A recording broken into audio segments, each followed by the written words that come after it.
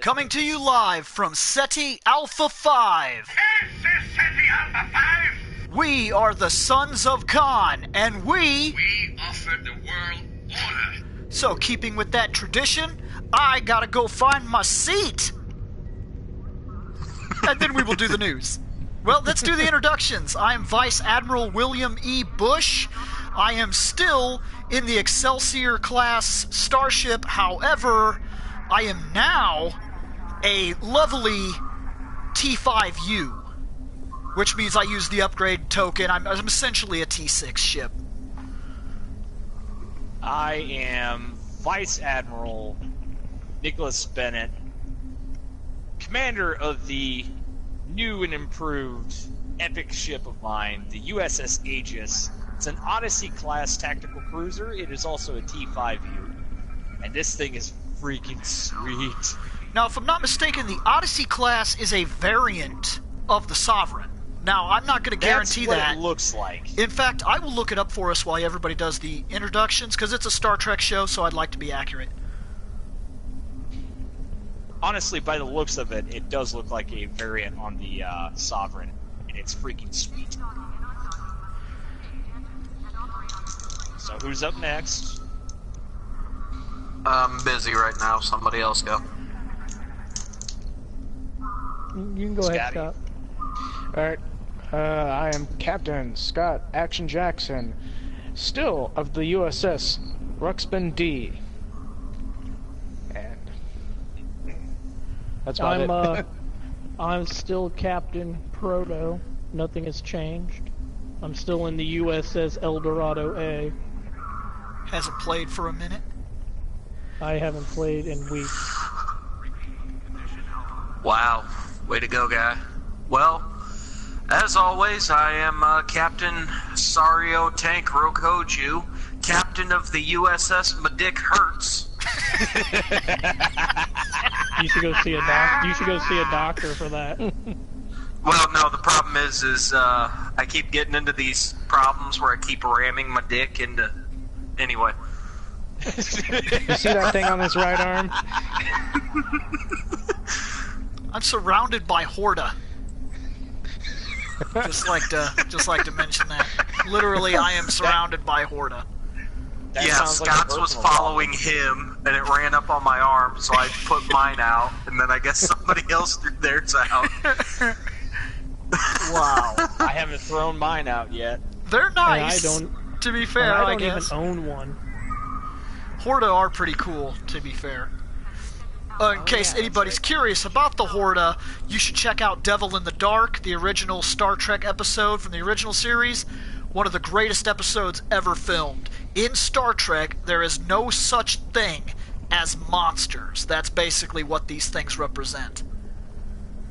Now, I looked it up. And then in order to get the Horda, you have to complete mission Mine Enemy under the Romulan Mystery, and there will be a side room where there's a guy just shooting at one. Kill all of them dead, you get a Horda at the completion of the mission. So there you go, Shane. And if you talk to the Horda, it actually gimmicks the original episode by writing on the floor, "No kill I." Yep. Yeah, it's pretty cool.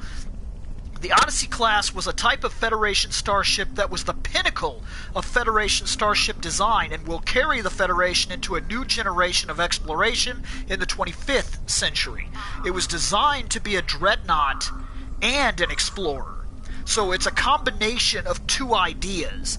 It is a combination of the Sovereign class vessels and the Galaxy class vessels, made primarily for exploration. However, it carries a lot of the same features that were necessary during this time because of the Borg and other such problems that we were experiencing.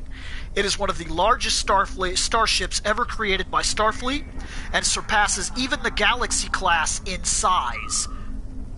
It is available only in STO video game and has not actually been brought into the canon to my knowledge from what I'm looking at here. It has not made it into a show. It's primarily featured in books and other such things like that. And as for, we got our first, this is the very first time somebody has actually come in here and and dropped a comment. I'm very, very excited about that. We do this show live. Shut up, computer. Now, anyways, we actually record right here on the PlayStation 4. We're all sitting at our own homes, just hanging out. If you're curious where we are in terms of this place, we are actually in the Seoul, the very first starbase that you start at. We found a little conference room. It's down where you recruit the troops, and for some reason, nobody ever comes in here, so we kind of stole it for our meeting room for the show. Of course, considering the fact that the comment says, where do you record Fandom Night, technically all of Fandom Night is recorded at Bill's place. Yes. Which is here in Illinois, and that's about as far as we go with telling people. Now, usually. Let's go ahead and get into this. Today's news is pretty simple. Wasn't a whole lot dropped, but the Crystalline entity is available if anybody's interested, and it is a pretty cool fight. You have to be level 50 to accept it. I'm sorry. It's a requirement. It's going from Thursday until Monday, I believe. And it is quite the battle. A little easier than I was expecting. I thought it would be harder, but we tore right through it like it was a joke. But it is fun to do. A lot of little crystalline things come off of it, and it can get difficult. I've had one time where it did get rough. They can hit you with this thing that messes up your sensor array and will cause your screen to be all shocky. What? To interlude real quick, it started yesterday and goes on until October 20th. Yes, Thursday. Oh, yeah. And it goes for a much longer time than I expected, but yes, it did start Thursday night. In fact, why don't I just do the event calendar? Yeah, that's what I'm on right now. Yeah, bonus experience weekend. Bonus experience next week. So yes. Which we'll talk about get ahead of the game next week. Yeah, but figure we'll get ahead of the game and be like, hey, next week, people, bonus experience. There is a sale and you can currently. Do Crystalline. There is a sale currently taking place right now. The C-Store all apparent items, like all the costumes and things like that. If you guys are looking for that 23rd century mirror universe, now's the time. It's awesome. I'm sorry. I'm into it. I thought this was so cool. Evil Spock comes with an Evil Spock goatee. Need to get your Evil Spock on. There are very few things in here that I care to buy now. I've pretty much picked up what I care to buy, but if you're into it, 20% sale is happening. I would suggest the 23rd century mirror universe, the 23rd century original costumes. This might seem weird, but I'm kind of a fan of all good things universe uniform. I thought that was pretty cool. Now, I say universe because technically, if you want to get into Star Trek, this never happened. Because the future where this uniform would have existed has definitely been deleted. The movies go past this event, and these uniforms never showed up. You get what I'm saying? Yep. So this I just refer to it as universe. I don't care about the Bajoran costumes, Deanna Troi costume. Maybe the Enterprise outfit. There's something very NASA and grounded in reality that's kind of neat about it. If you're looking for that Deep Space Nine outfit, it's in here. If you want to get that shit out of here. If you want to get that swagger on, you got some suits. 20% off on the suits. There's not a lot in here that I'm into though. Maybe the Riemann outfits, maybe. Or you know what? If you guys really want to throw down a fashion statement that almost nobody cares about, and maybe somebody will laugh at you, how about you get them motion picture outfits and rock those around? How about no? They're pretty sweet. How about I would rather shoot myself in the face, Bill? You need help to go pee, though. I'm not sure that that's a selling point, honestly, but yes, that is not a selling point. They honestly needed assistance to take a pee if they had to go to the bathroom. They literally had to be, yeah, it was ridiculous. Oh wow, this is actually somebody. This is actually one of the fans that's into the Sentai show that we do. Yeah, he's asking about right now, too. Yeah. Do you ever plan to go over the suits from Metal Heroes? Oh, man. Okay, now Metal Heroes, I was informed about this today. It doesn't necessarily belong on this show, but since he's asking, I'm going to go ahead and answer it. Technically, we will be getting to it, because from what I understand, Metal Heroes is what the Beetleborgs were. The Beetleborgs are not riders. They're something called the Metal Heroes. But it did carry... The Beetleborg costumes themselves did carry over in for the red for villains and stuff. And for that matter, here in America, I don't know, this episode does not exist in their actual Super Sentai canon, but here in America, we did save that one Beetleborg in a rare crossover episode. I can't remember when it was, but there was like one that needed help for something. Regardless, that's that. Let's see. The next thing to talk about, or rather the last item in news, is the Agents of Yesterday artifact is going to be dropping. The next update will release the next set of episodes for us. It's going to be called Agents of Yesterday. I think it's all got to do with time travel because it takes place in the 23rd century. And, you know, there just happens to be a 20% sell, so you can get them 20... You can get those outfits ready, that 23rd century outfits, because every episode dropping is going to take place in the 23rd century. So we're going to be mixing it up with Kirk and Spock and all kinds of stuff, is my guess. Guardian Bones! Yep. There is another thing. Actually, I was about to say, weren't we talking about this last episode, and wasn't it supposed to be like that's all the Kelvin universe stuff? No. That's even later.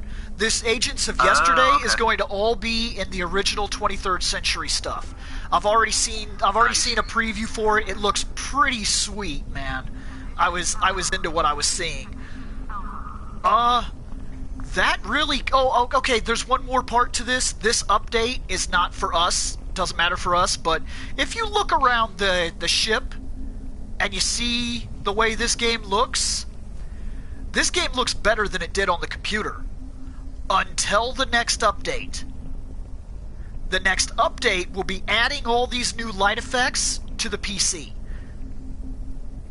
So the PC will be catching up graphically on the next update, and I believe we all get the Agents of Yesterday. And I heard there were some other things that are going to come with that, too. So cross your fingers. Officers? Cross your fingers. That's exactly what I was just about to say. There are some other items that are supposed to be dropping with this update, but I don't have 100%. Let me go through this article real quick then. The update Agents of Yesterday will be available on October 25th with brand new episodes and story arcs that will carry Star Trek Online through the next year. A Star Trek original series themed starbase fleet holding will be active, plus all new modern lighting upgrades will be added to the PC from the console version. In the new story arc, captains will be reunited with the Lucari, a warp-capable species originally introduced in Season 11 that seeks to expand their exploratory efforts. Players will accompany the Lucari on a mission to an alien solar system where they will discover the joys of exploration, the dangers of unknown space, and begin to unravel a mystery that will have a long-lasting consequence. The Agents of Yesterday artifacts also includes the return of Starbase K-13, which was lost during the Agents of Yesterday to a temporal anomaly. This space station will be available to all fleets as part of the new Star Trek The Original Series themed fleet holding, in addition to our new story episodes. And this amazing new fleet holding, the update will feature upgraded lighting and graphics, and then they're just repeating what they said after that. So that is relatively what's going on for the next update. Now for us, I don't know 100%, honestly. We might be getting an upgrade at the exact same time. We might drop a little later. But if it's happening for the PC, cross your fingers, guys, because, man, I'm looking forward to it. And I'm also curious. Maybe we're a thing behind. Maybe when they update to the new one, maybe they'll start adding all the other stuff that we don't have and move us into the... Because this is Agents of Yesterday artifacts. Agents of Yesterday already exists on the computer, and it destroyed the K-13 station. So that's pretty cool that we're going to get something like that. Hopefully. That was the only news I could dig up, so we are on to Game Talk. Nobody wants to jump. I was about to say, nobody wants to jump. Yeah, fair enough. I was about to say, I've noticed a couple things, because since I've completed, like, the main story for To Boldly Go, which is basically all the Federation shit, yeah, I moved on to the Dyson Sphere bit of it. And I noticed something with the Dyson Sphere. Worf literally gets like the first... Well, yes, Worf gets warped. We all get warped because of Worf getting warped. I just want to put it out there that it's kind of ironic that the one time I met Worf in a friggin' episode, I ended up getting warped. Though everybody got warped in that episode, and it happened to be the episode he was in. Coincidence? Only slightly. But like I said, you know, you go through like the first 5 missions, and it's like, all right, that's not a problem. Then you get to like the next part of the episodes, which is episode 6, 7, 8, and 9. And I don't know about 8 and 9, but 6 and 7, Tower Control and the Step Between the Stars. If you have no friends, none, 0. Shane, we're talking just we're talking about you guys. Talking about you. You are fucked. Skip the Dyson Sphere. Because in order to do it, once you get to Tower Control, it's ground missions where it's basically King of the Hill type of shit. Run up, kill all the everything in the area, secure the point, move on to the next point to try to secure the area. If you happen to be in an instance where there's no one playing, you're fucked. If you're in an instance where everyone is playing, but everybody else is on like random teams and nobody's in like normal main chat where you can plug in a headset and get to talking, it's damn near impossible. Huh. Simply from the standpoint of, in order to, like, after you've captured all of the points, and mind you, there's 3 sectors where you have to capture all these points. After every point has been captured in every sector, a boss will show up in each sector. You have 5 minutes to kill every single boss in all 3 sectors. And these guys aren't little, like, you know, tap them and they're done enemies like, you know, you're used to running into. These guys are like literal... Okay, so to ruin it for everybody, you're basically fighting like a Gorn type of enemy, but they're more like prehistoric dinosaurs that can shoot lasers out of their like hands and the sides of their heads. Jeez, what? So you come up against a T-Rex that happens to shoot missiles and a chain gun from its stomach. Oh yeah, I've already done that one. Yeah. Isn't that a pain in the ass when everybody's running in circles, not knowing what the fuck to do? Oh, I didn't have that much of a problem. I think it comes down to how lucky you are with what team you wind up going in there with. Yeah. You get screwed like, and there's a crappy team. I didn't actually jump in with anybody. I just ran around and was like, oh, I guess I'm just gonna hold this place now. No, I gotta bring my 2 people, and here's my medical thing. Awesome. Oh, you got by to bring yourself? 2 people? I was only allowed to bring 1 person. I'm pretty sure. And here's the Seems kicker. like I'll have a hard time because I have no friends. Yeah, well, I was about to say, here's Just the kicker. Not only was I only allowed... Yeah, just summon Nick, you'll be fine. Yeah. Well, I'll murder punch something. Well, like I said, here's how screwed I got on this. So when I originally warped in, there was like, I don't know, 10, 11 people hanging out in the sector I was in. Yeah. So I was like, alright, this shouldn't be too difficult. Everybody left. But because I had originally started with 11 people, the instance jumped itself to assume that there was 11 people and not me by my fucking self trying to do 3 sectors on my own. And I was only allowed to bring one away team member. So I brought, of course, my engineer, because I have her holding a minigun I got from a rare drop opened by a lockbox. So I was like, fuck yeah, hold that minigun, bromp the everything. Meanwhile, while I'm trying to do all this by myself and getting butt-fucked, there are certain areas where as you go to capture the... Yeah. Well, there's certain areas where as you try to go through it and actually, you know, do stuff, the enemy will show up in a giant mech suit, which is the easiest way to explain it, shooting Gatling guns at you. Alright. And it will target you and not the away team member. So, of course, I'm smart. Okay, target me, put my away team member behind you, get flank damage, no problem. But as you're trying to do this and run to the next point, there are like two things that kind of look like the machines from the Matrix, would be like the best way to describe it. Right. And as those things fly in, they will kill every single person that you've like pulled in from Starfleet, being like, hey, I need people here to watch this point for me while I go to capture other points. And they'll be like, okay. They'll like snake in and start shooting at them, and they can kill them in like 2-3 hits. Huh. So you have to keep an eye out for those little fuckers.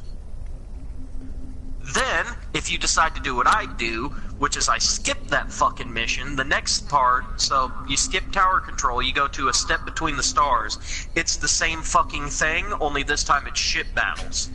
So if nobody's communicating and everybody's running in circles, it's damn near impossible to capture the point you need to be capturing. Okay. So, while it's interesting in that it's like, oh, well, it's Star Trek is about working together and everybody cooperating, and, you know, literally the Iconian War stuff for the Dyson Sphere, everyone can do. Because Bill and I actually started Klingons. And I noticed it when I went to the episode guide. Their area it's sitting sucks. there as well. Has anybody here tried the Klingons yet? Nope. Okay, God. look, Starfleet has this nice thing here, right? We know where everything is, and honestly, I was able to find everything very easily the first time I came into the station. The first time. I was like, oh look, there's stores over there, the Admiral's back here, oh look, I requisitioned dudes over here. Oh my god. Dude, the Klingons are not like this. They're not even close. It is... That you start off, you don't even have a star base. You're on Klingon homeworld, where there's buildings and skyscrapers stacked up like you're in New York City. Meanwhile, it's like, okay, go find this one random jackass for a quest. And me and Bill are like, alright, we'll do this. Where the fuck is this guy? So you run up and you talk to the guy you're supposed to, and he's like, oh yeah, he ran that way. Now you have to run behind a building down tight, cramped areas while there's like NPC fucking hookers running around. Yeah, not there's a joke. people everywhere, man. Everybody is in your like, way. And you're trying to find one guy to talk to, and then they're like, oh, you might want to change your outfit. And I'm like, thank God, yes, I actually do. And they're like, okay, go find him. And I'm like, oh, thanks. So they give you a circle on the map, and it's a big circle. And you go there, and there's no indication that this is the dude at all. There's nothing over his head. He's like in an alleyway corner. There's no setup. There's no like clothing store looking thing. There's no icon. He's just a dude standing in the corner. Looks like every other dude walking down the street. The only difference is his name is like Klonak, the seamstress or some shit like that, and it's like, oh, you're the guy that changed my clothes. I was about to ask, is his name Klonak the Barbarian? Because it would have been great. It's ridiculous, man. It's so different. Now, I haven't tried the Romulan Republic, but I'm interested. I'm interested now that I know that it's not the Romulan Empire. You're part of the separate Republic that is trying to rebuild. The Republic, as far as I could tell, the Republic, the idea of the Romulan Republic was set in motion during the cowboy diplomacy episodes of the Next Generation that had Spock in it. I'm trying to remember the actual name. I just remember Spock calls it cowboy diplomacy. You liked this episode, Nick. There were two of them. So part 1 and part 2. Oh, yeah. Yep, I remember. Well, that is the episode when he said he's going to try to unite the Romulans and the Vulcans, that they've been separate for thousands of years and they would like to come back together. This evidently put in motion. Yeah, he just did it. I think you're right. I think it was unification. Thank you, Scott. Awesome. Yes, that episode, I believe... It was released as a separate Blu-ray as well, so... Yeah, they recut it to be kind of like a single movie. Yeah, they did the same thing with the Borg one also. Yeah, that one and the Borg, the Two Worlds thing. Yeah.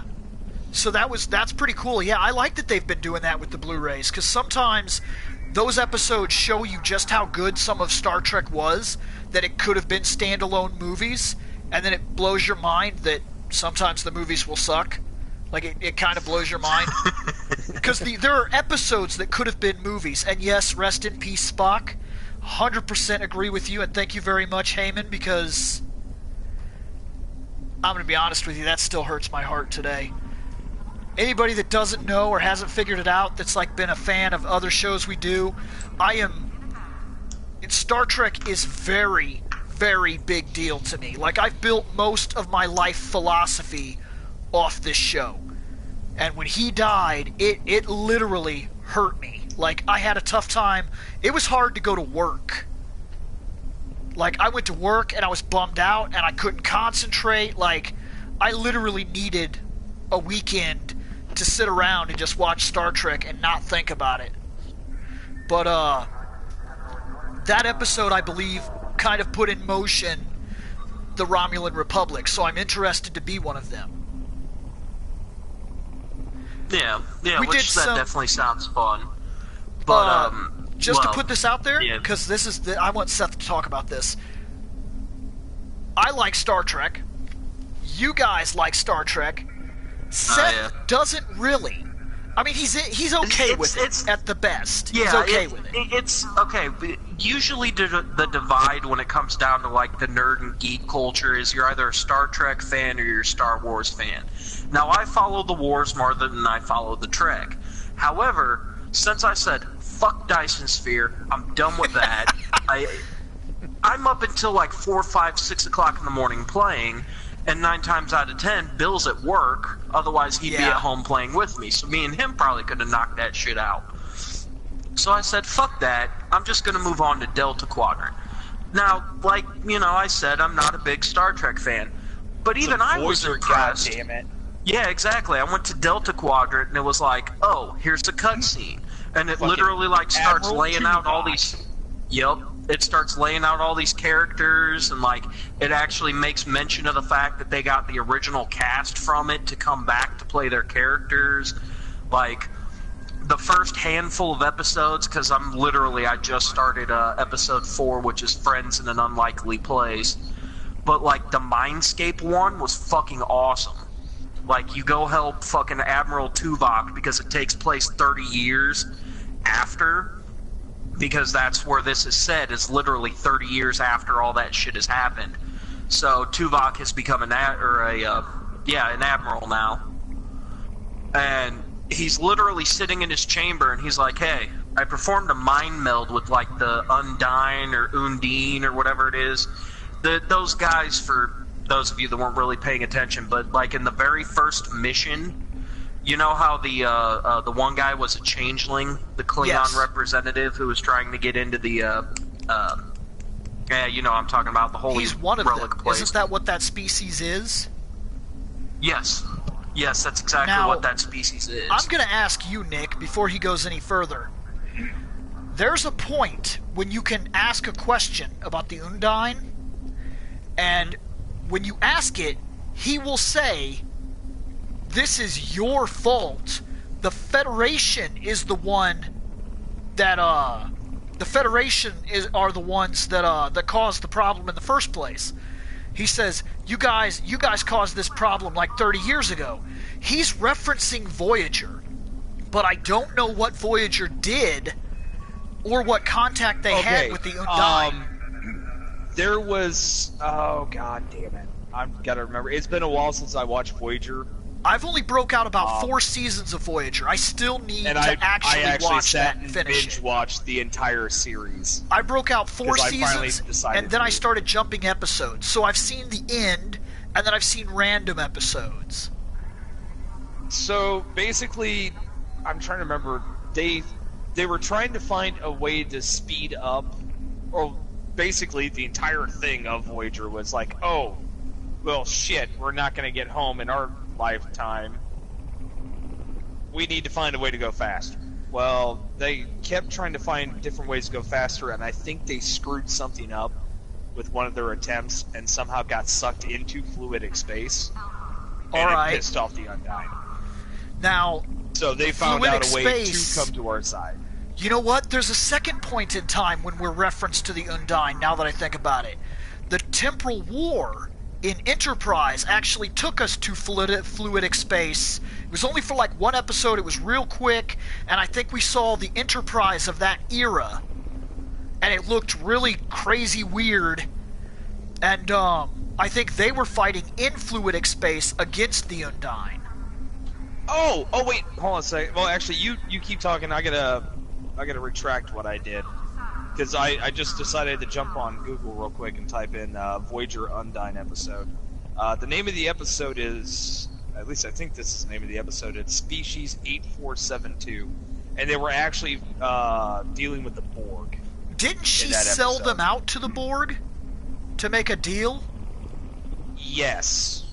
Okay, see, I am remembering part of this. In truth, the Borg want to take out everybody,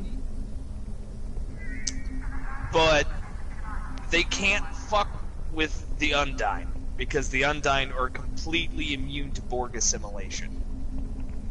This guy just corrected me. So, just to put this out here, Ian NCC 1701, he's right. The thing that we saw in Enterprise, they were dealing with the Expanse, so I apologize. Yeah. Relevant episode to Star Trek Voyager in which Species 8472, otherwise known as the Undyne, appear are Season 3, Episode 26, which is the season finale, Scorpion Part 1, and the beginning of Season 4, which is Scorpion Part 2, and then they pop up in Episode 16 of Season 4, which is Prey, and then Season 5, Episode 4, In the Flesh. Now, do you want to know the history behind them? If I'm right, however, before we even go forward, is that the episode where she sold them out so that she could cross their space?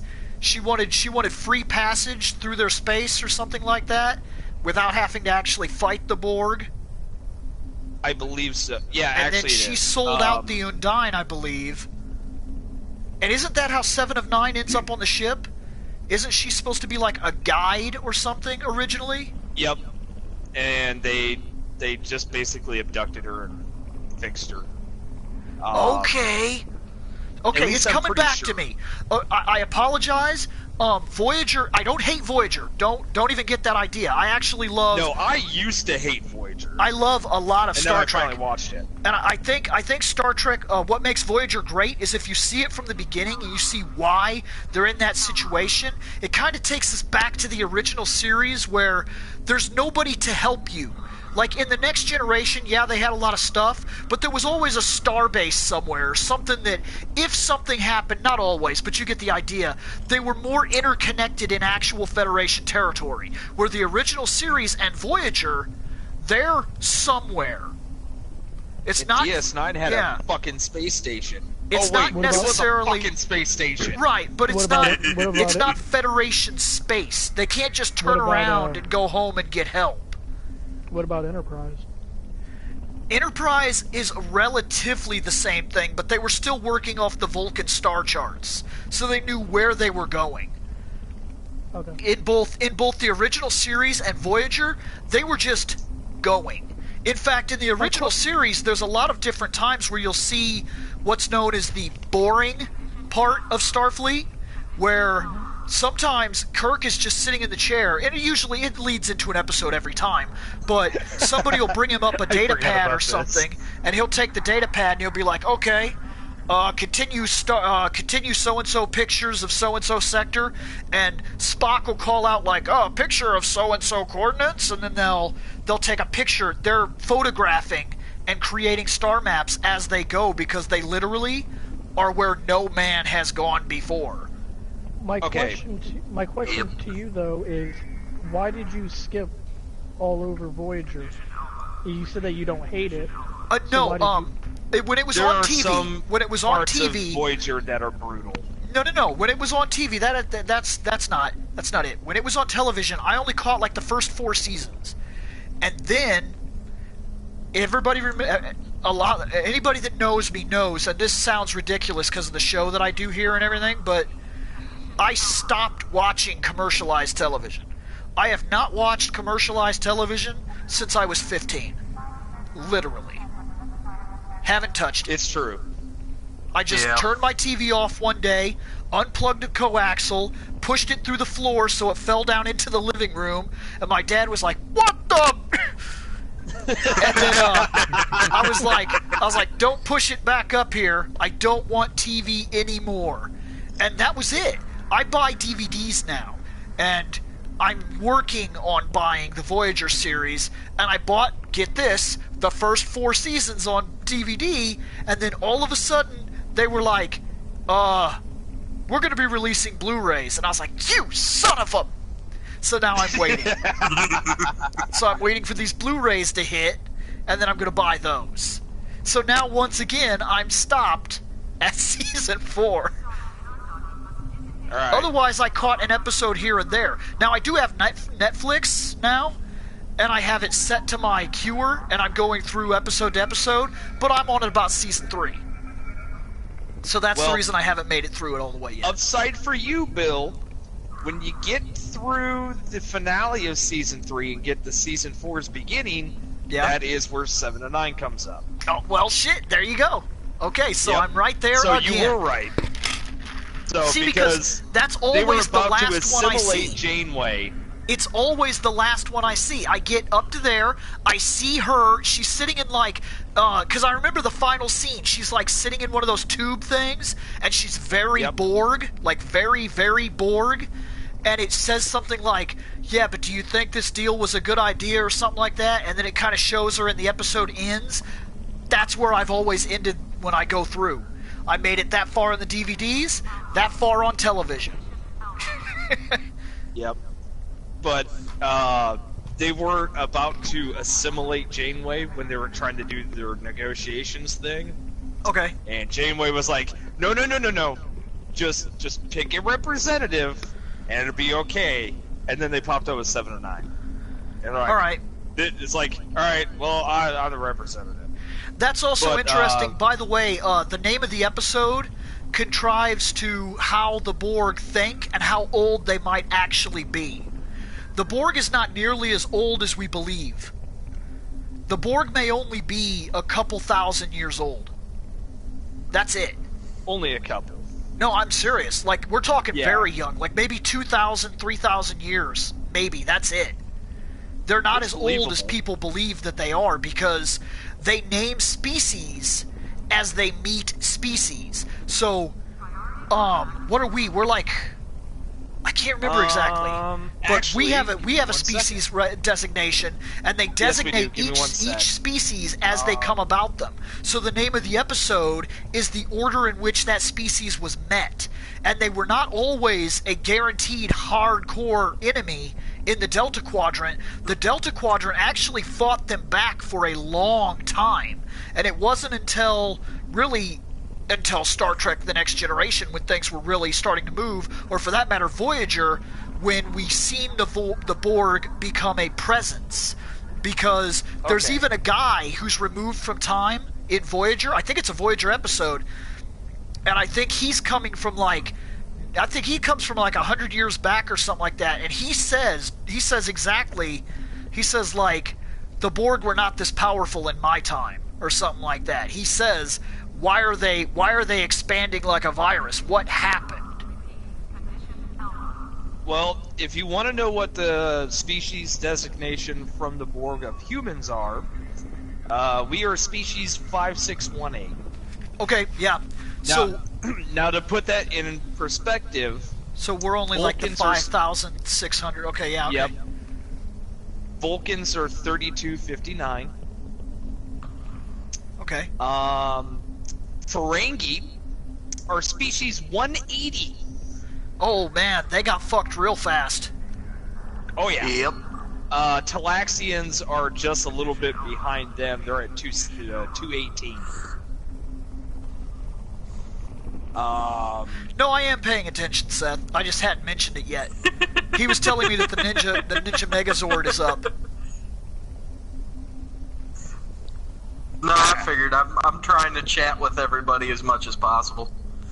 So, whilst waiting. But if you actually want to know the history behind the species 8472, I can get into that because I have it up. You know what? Undine have been a pretty big deal throughout the course of STO, so how about for people that don't know, yeah, let's go over what's going on with them, because they seem to be a big part of STO. Yeah.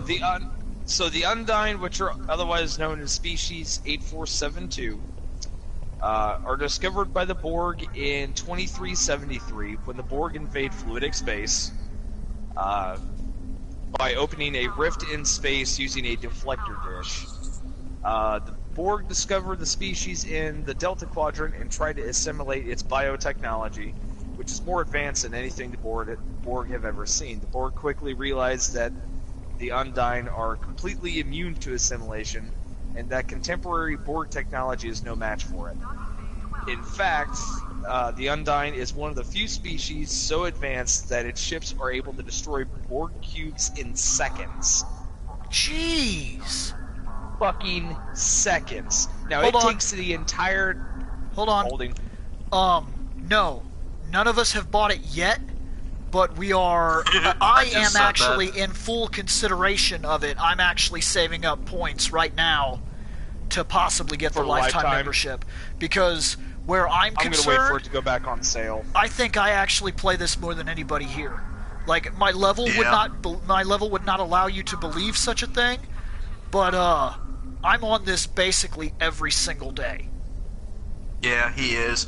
A lot of us have been taking breaks to play other games. Not so much that we've been burnt out. Some of us might be, but I know speaking for me personally, I haven't really been burnt out. I've just been irritated by work, and since I have Resident Evil 0, 1, and 4, if I have a bad day, come home. Blow some zombie heads off. I got in here 2 days ago and I did literally nothing. I got in, I went over to the bar here in the space station, sat there and looked at the starships going by, and this dude came down and started looking at him, and I just started talking to him. We talked for like an hour before I went to work, just about Star Trek. It's legit. So, do you want me to go back into this? No, go ahead. Yes, please. Where I'm at. All right. So, the motherfuckers can destroy a Borg cube in seconds. Now, to put that into perspective, it took an entire Starfleet fleet, like hardcore, every goddamn ship possibly able to get there to fight a Borg cube. Is that Wolf 359? And they got their shit handed to them. Wolf 359. Have you been there? Yes. It's kind of eerie. Goddamn graveyard. Yeah, there's this little projector that shows the Starfleet insignia, and they just left every ship out there, just hulking, demolished structures. You can fly through it, and it's kind of eerie. It's very quiet. Everything there is very blatantly dead.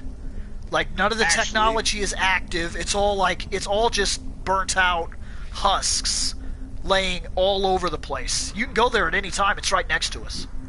You know what? I'm going to see Battle of Wolf 359. Hopefully they'll actually give me...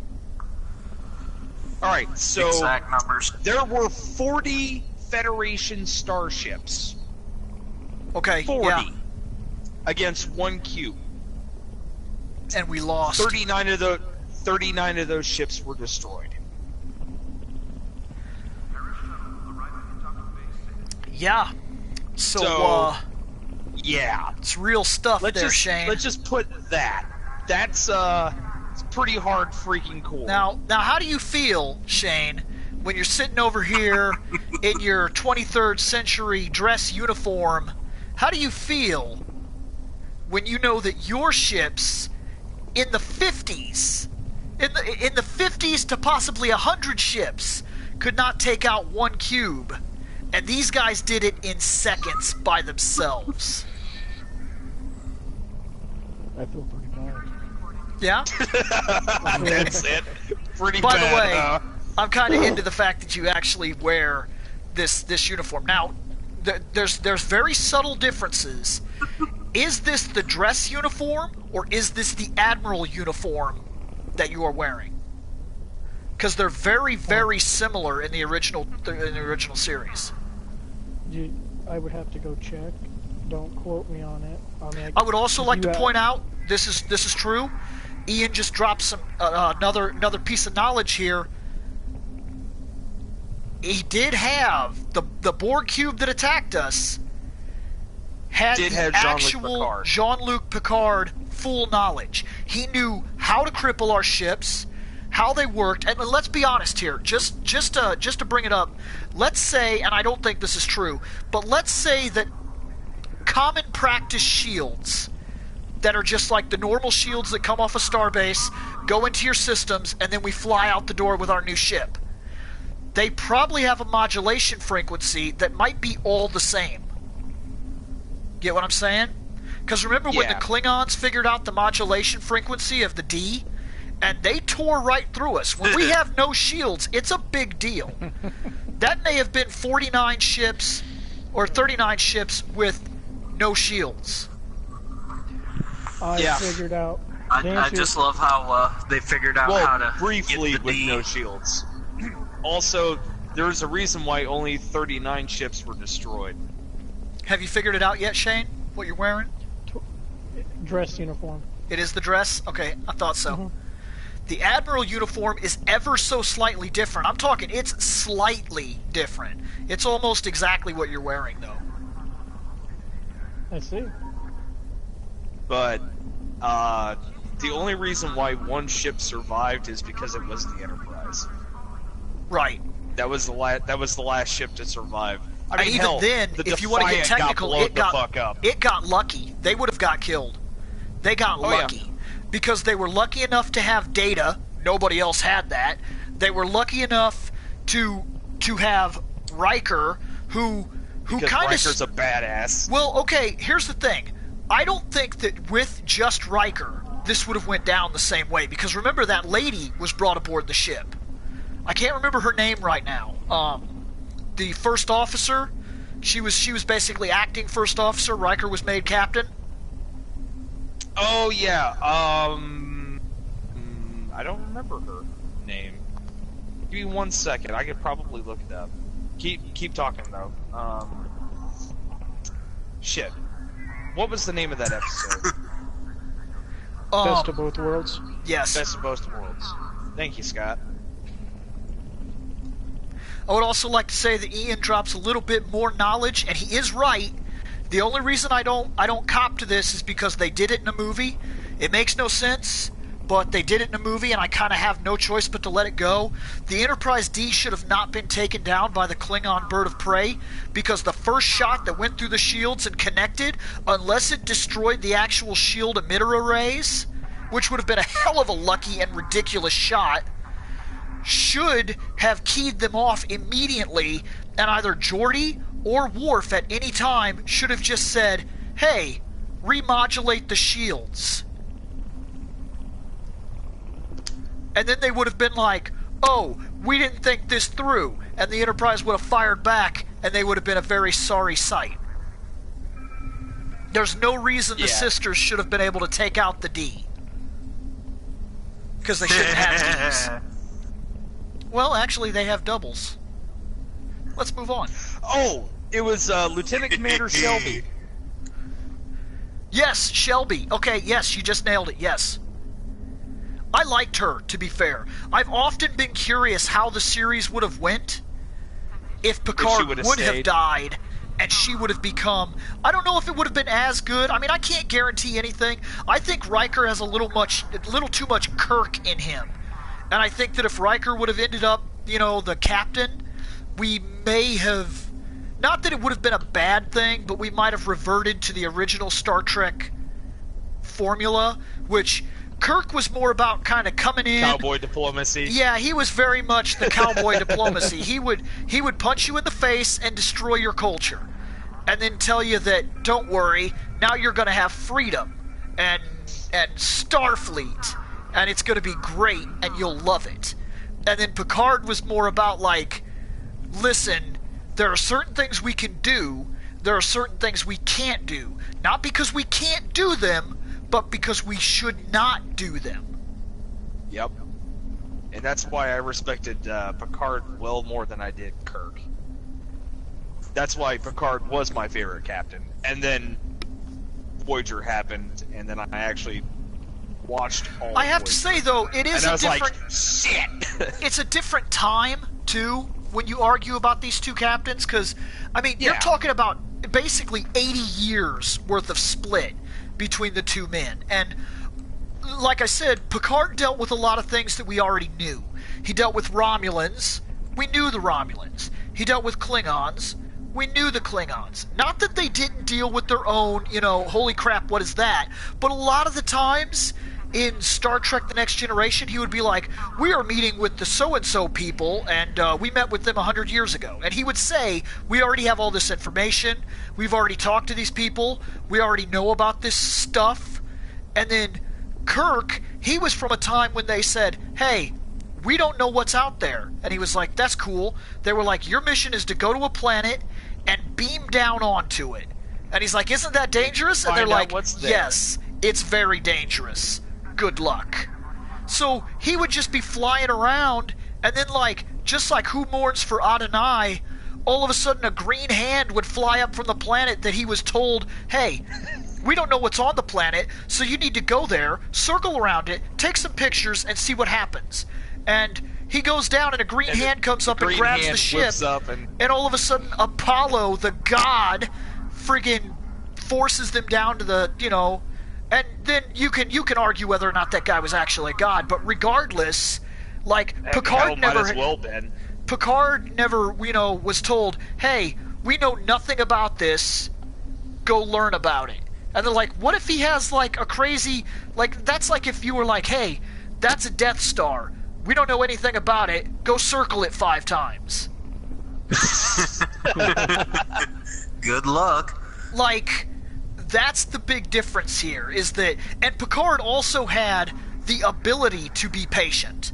Like, you'll notice that in the original series, their resources for being as advanced of a ship as it was supposed to be, their resources were incredibly limited. They would maximize warp to pull away from a tractor beam, and then Scotty would be like, we probably have about 6 hours of fuel left, and then we're going to crash and die. And they'd be like, well, fuck, now we have to find a way to recharge the ship. And then Picard just had unlimited amounts of energy. The Galaxy-class starship is outrageously powerful. It has a substation, It has a power station on board which supplies its needs, like, forever. Just completely renewable energy all the time. Well, it's because they have a way to split the dilithium crystals that will also make them regenerate and continue to fuel itself. Right, as opposed to, this is what we have. If this runs out, we're fucked. Poop on us. Because we're dead. Yeah, there's ship's got no power to run life support. There's no helping, so it is a different time. And if you look at Jonathan Archer, he has a completely different set of circumstances. There wasn't even a prime directive with Jonathan Archer. He's kind of the one that said, because he came across a situation where later he had to say, we may need a guideline for the people out here, because there's a chance that what we are doing, we might not always have the right to do.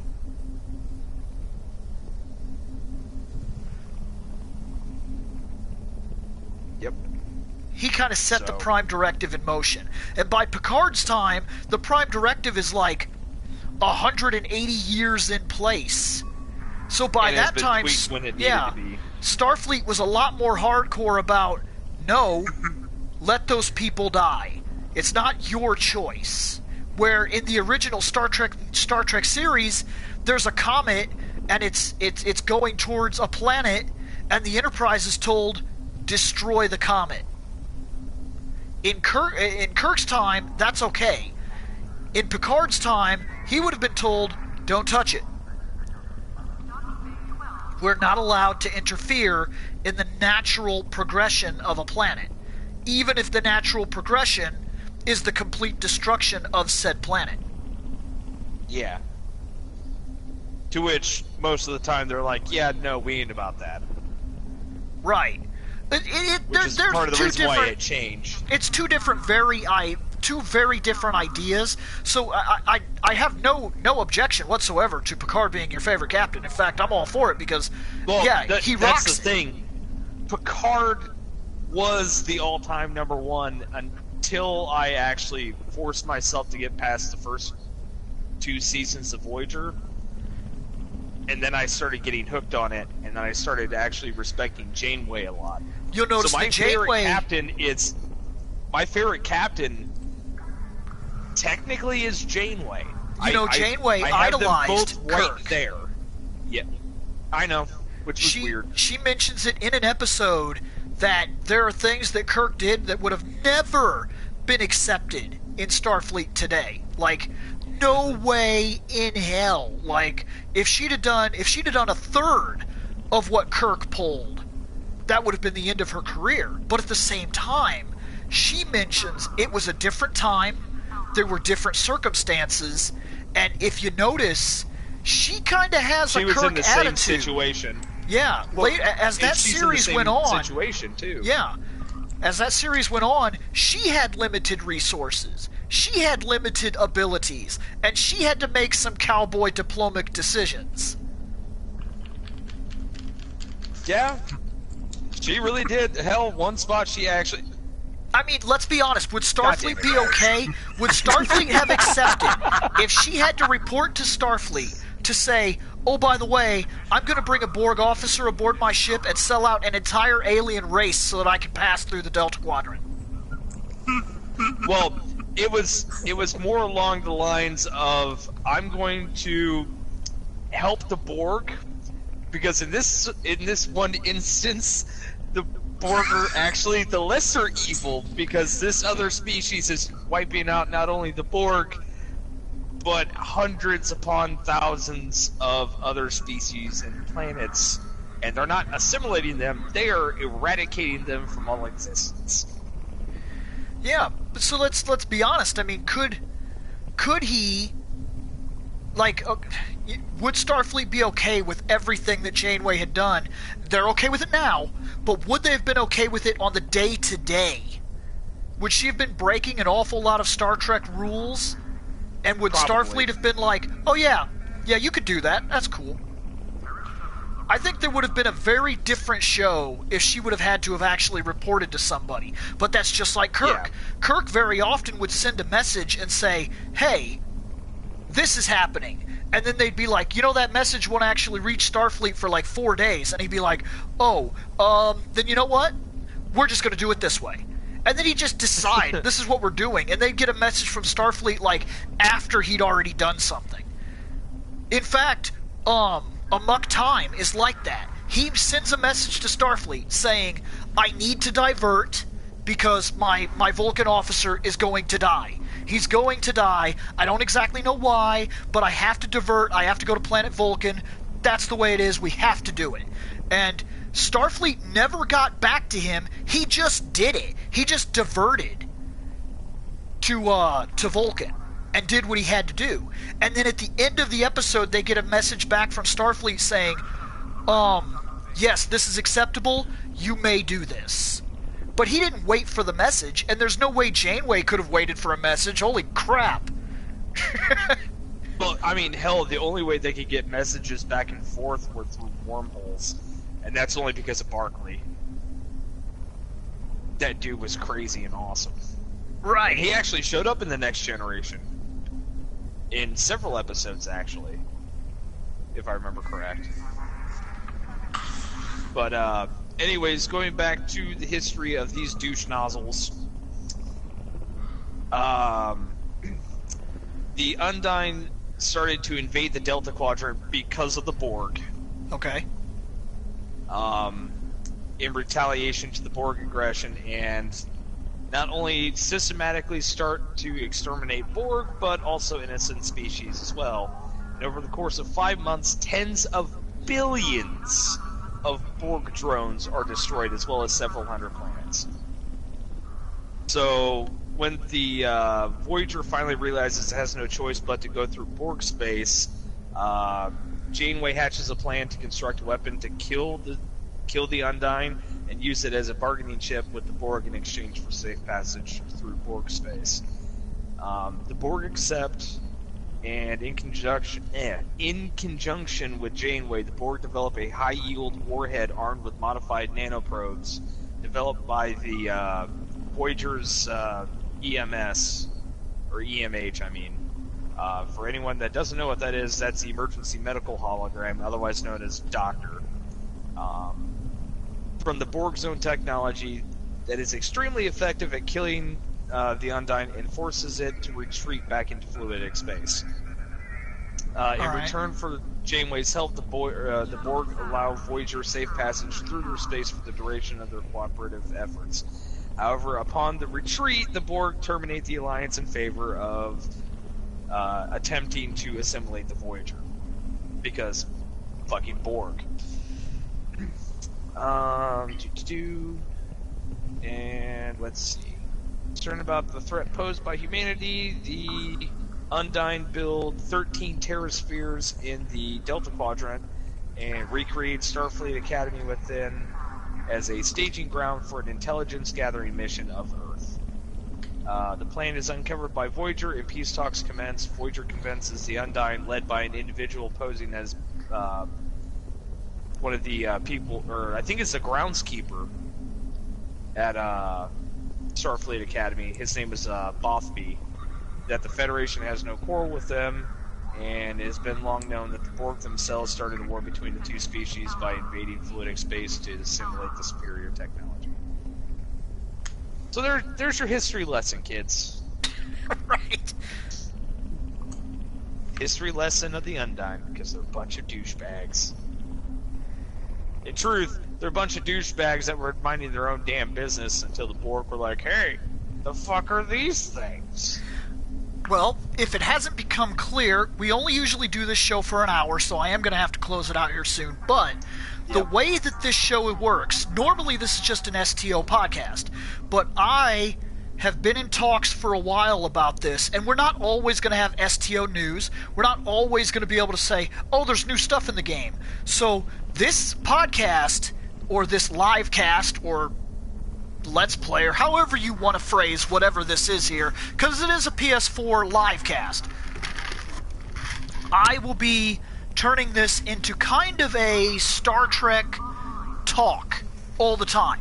We're going to be talking about, like, whenever we don't have game topic, I'm going to try to bring up Star Trek topics. Everything from reviewing episodes to reviewing movies to talking about things that we've learned, favorite captains, favorite ships. We might even introduce one time where we just talk about the uniforms that we picked and why. Like, all kinds of stuff. This is going to become a complete Star Trek thing. Thank you for joining us. Our hour is up. I'm actually kind of glad that everybody